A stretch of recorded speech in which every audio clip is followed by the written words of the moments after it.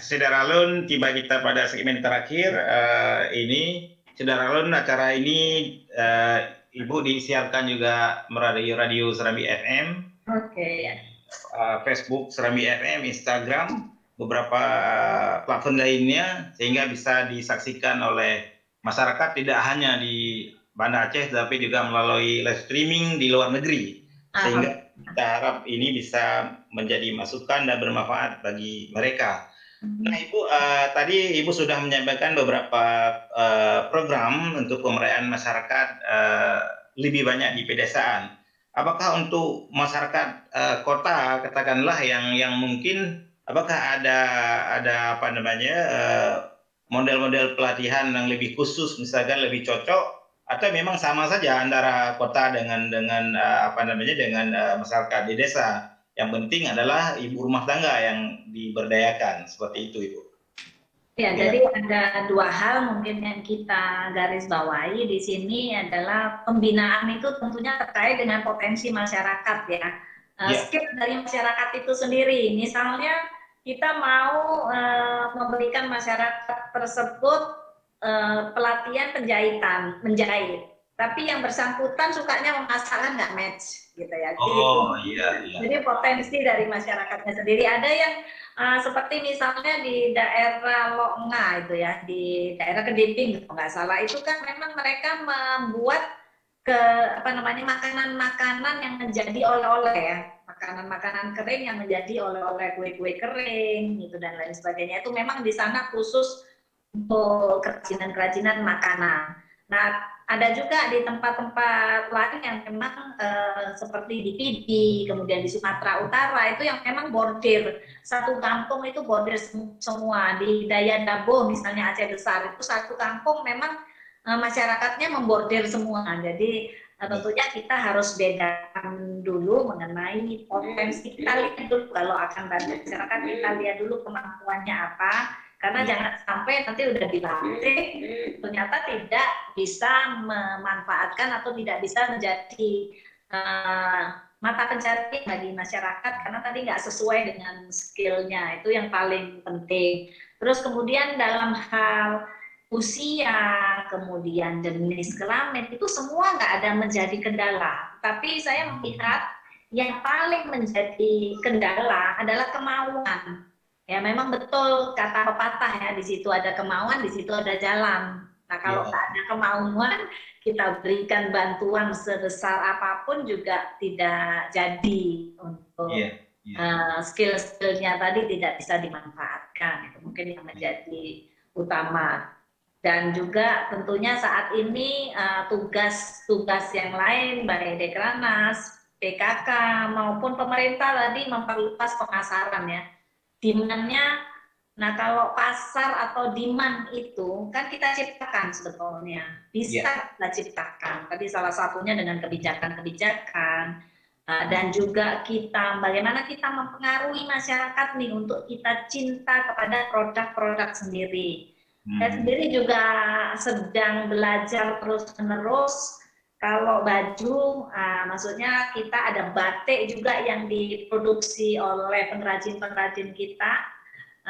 Jadi kita menularkan kecintaan terhadap Aceh ini nggak hanya di bibir saja ya.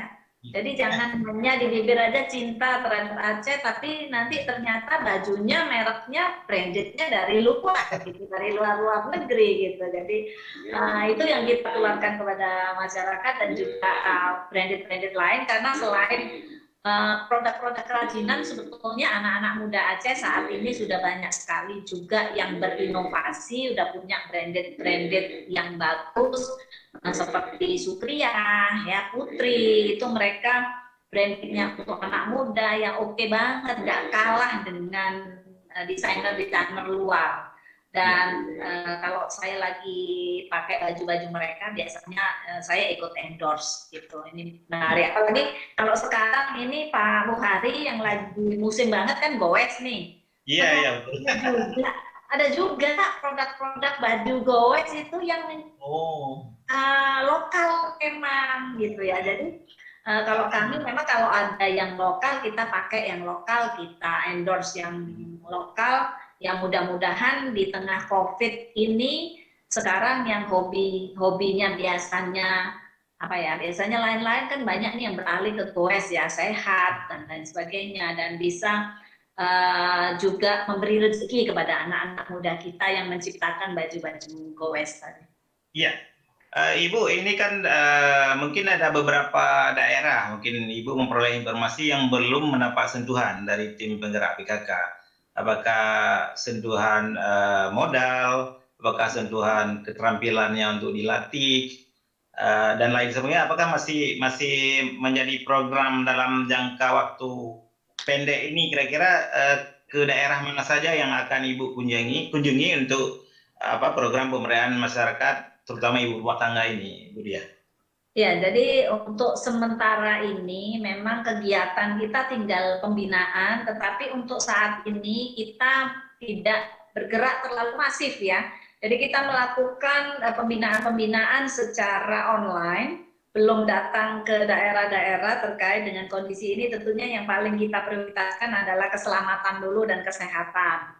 Yeah. Nah, tapi kita terus-menerus kita sapa daerah-daerah, dan saya juga secara langsung menyampaikan, menitipkan kepada Ibu Bupati dan Ibu Wali Kota untuk bisa memberi semangat kepada pengrajin-pengrajinnya, dan dengan adanya pemasaran-pemasaran kita di sini, seperti yang kemarin dari Bener Meriah itu kebetulan memang kita pas memberikan bantuan, dan mereka menitipkan produk masker yang bordir itu, mereka mengirimkan sekaligus saya bawa, saya bilang karena kita mau buka pameran di Plaza Aceh gitu ya, jadi itu saya bawa. Jadi itu yang kita baru bisa lakukan. Mudah-mudahan kalau COVID di Aceh terutama ini sudah agak mereda, kita akan kembali keliling melakukan pembinaan.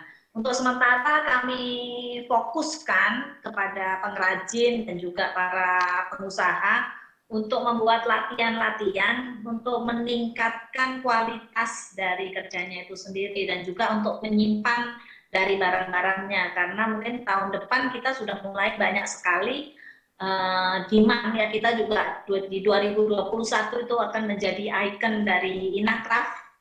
Nah, kita perlu produk yang jumlahnya, kuantitasnya cukup banyak, biasanya nggak pernah dapat terpenuhi. Ini saya harapkan dengan adanya COVID ini, para pengrajin mampu ya untuk memenuhi demand untuk tahun depan.